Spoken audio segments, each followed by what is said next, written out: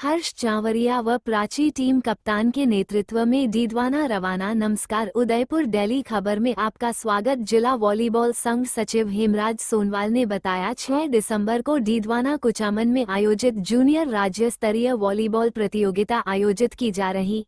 Junior वर्ग में बालक एवं बालिका वर्ग की टीम प्रतियोगिता में हिस्सा लेने के लिए रवाना हो गई। संघ के सह सचिव मनोज सरसिया ने बताया कि उदयपुर बालक वर्ग में हर्ष चावरिया एवं प्राची को बालिका वर्ग में टीम कप्तान घोषित किए। मौलिक संस्थान निर्देशक शिवराज सोनवाल, समाजसेवी महावीर कोठारी ने और संघ के सभी पदाधिकारियों ने टीम को शुभकामनाएं प्रेषित की।